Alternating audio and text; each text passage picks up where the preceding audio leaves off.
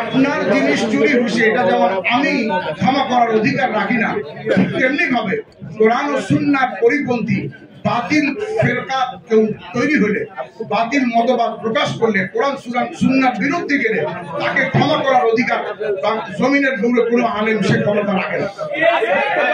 একটা প্রশ্ন ছিল এদিকে।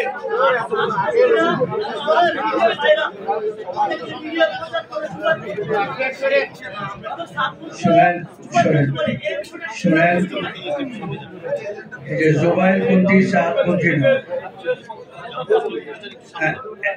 এক মিনিট শুনেন। সমাধান হলো, দেখেন সমাধান হলো, আমরা 5ই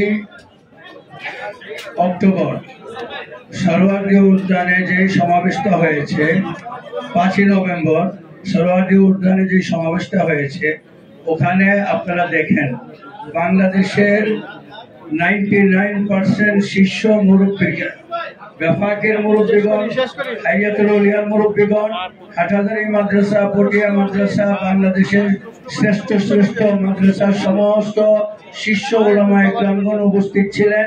ওখানে আমাদের আহ্বান ছিল, যারা সাতপন্থী বিভ্রান্ত তাদেরকে আমরা এখনো করজোড়ভাবে আহ্বান করি, আপনারা বিপদ ছেড়ে সঠিক পথে তবলিগ করেন, আপনারা আমাদের ভাই।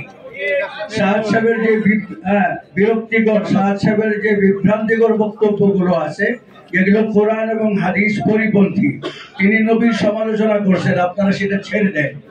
তিনি ইসলামের অপব্যাখ্যা করেছেন, আপনারা সেটা ছেড়ে দেন।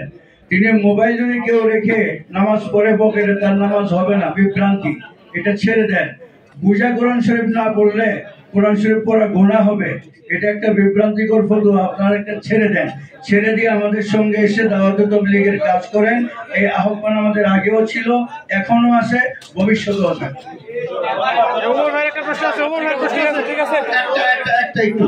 এই ভাই একটা প্রশ্ন করছে যে জুবাইরপন্থী এবং সাতপন্থী, এই ব্যাপারটা আপনাদের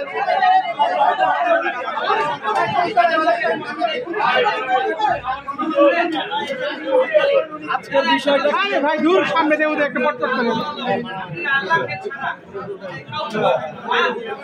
সাংবাদিক।